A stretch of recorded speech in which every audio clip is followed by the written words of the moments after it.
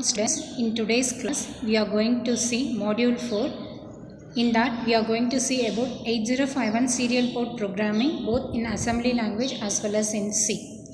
So the first topic what we are going to cover is the basics of serial communication, second one serial data transfer, and the third one is parallel data transfer. So in this session we are going to cover the complete three topics.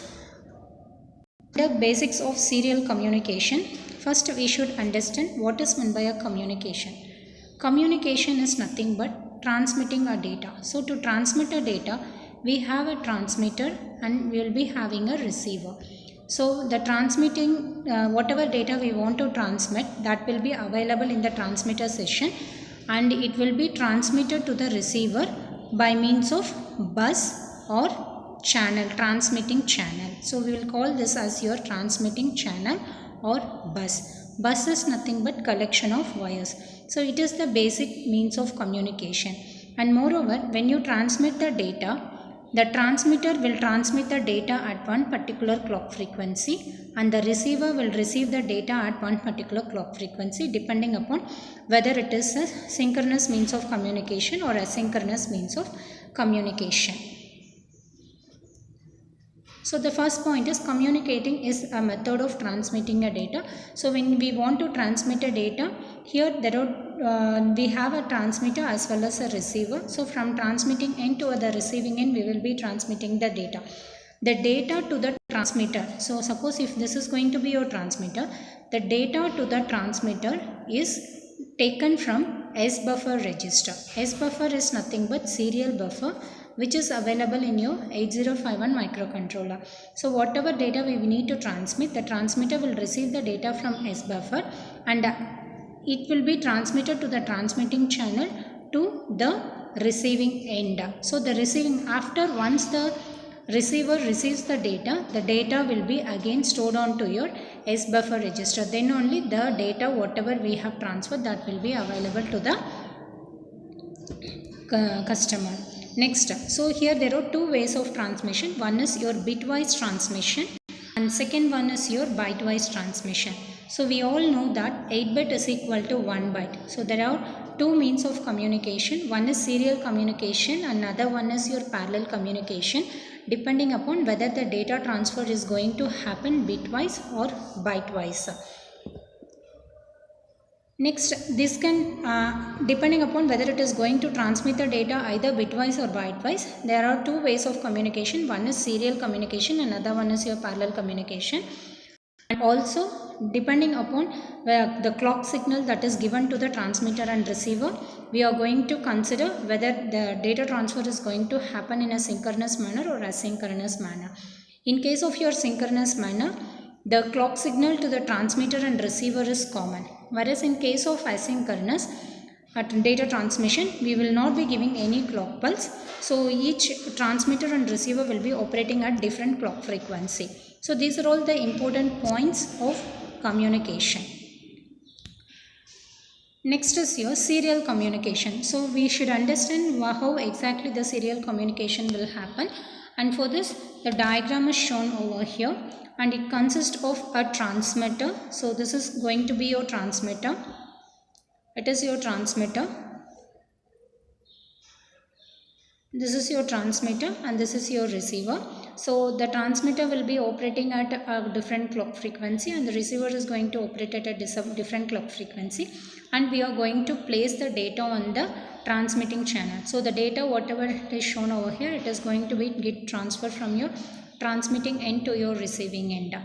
In case of serial communication, first the data LSB bit is going to get transferred. Here we are going to achieve a bitwise data transfer. For example, if the data is going to be 11001110, now when this data has to be transmitted, first this particular data will be kept on the transmitting channel. Bitwise the data will be kept on the transmitting channel and there will be a start pulse and stop pulse stating that the data has been received by the receiver and the data is ready to transmit from the transmitter.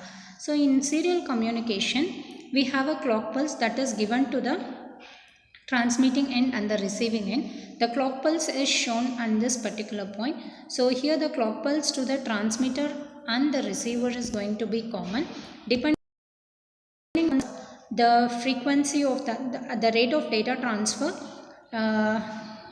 happens. Depending upon the frequency of your transmitter and receiver, the rate of data transfer happens per second. This is the general form of your serial communication. So here the data is transferred from your transmitting end to the receiving end. As we discussed earlier, the transmitting end is going to be your equipment, that is from your computer or from your if this you are considering to be your computer, this is going to be your peripherals. Therefore the data transfer happens between the computer and the peripherals. Next, the transfer of data is only in the form of a binary pulse. It means that suppose if I wanted to transmit a data 56, you consider 56 is the data that I am going to transmit. So the 56 is nothing but your, either it could be your hexadecimal number or it could be your decimal number, but you cannot transmit the data in the form of hexadecimal or decimal. Why? Because the computer cannot understand this language. So whatever data we are giving, first that will be converted in the form of a binary language. That is in the form of zeros and ones. It will be in the form of logic zeros and ones. So here the data transfer rate occurs in the form of your binary pulse. Next, logic 1. So as we have told that we need to transmit the data 1100 1110. So in this, the logic 1 will be represented with 5 volt and the logic 0 will be represented with 0 volt. So it means that this will be at VCC and it will be at ground point. So in case of your serial communication, the data is going to get transmitted from your computer end to your peripherals. The data is transmitted only in the form of binary numbers, and we are going to give a clock pulse that is common between your transmitting end and the receiving end, and based on this clock frequency only the data transfer rate is going to happen. So next is your parallel communication.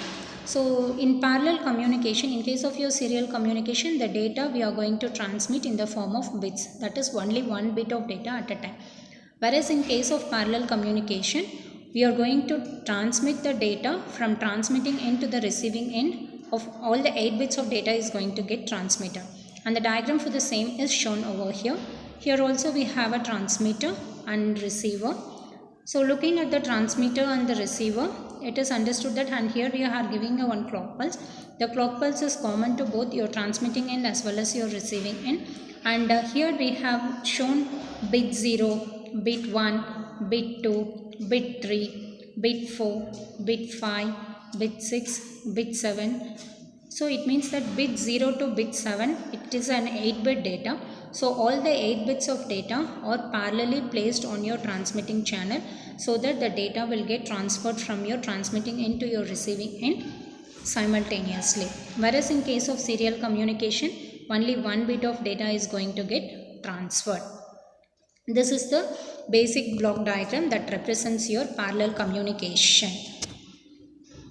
Next is your, so when you consider this one, so it is a transfer of chunk of data. Chunk of data is nothing but 8-bit of data at a time, and moreover the number of bits. Suppose if I am going to transfer 8-bit of data, I need 8-bit of transmission line as shown over here. So here we have a 8-bit of transmission line. So if I want to transmit 8-bit of data, all the 8 bits of data or 8 transmitting channel is required. Suppose if I need to transmit 16 bits of data, I need 16 bits of transmitting channel. So depending upon the number of bits to be transferred, the number of transmitting channel should also be required.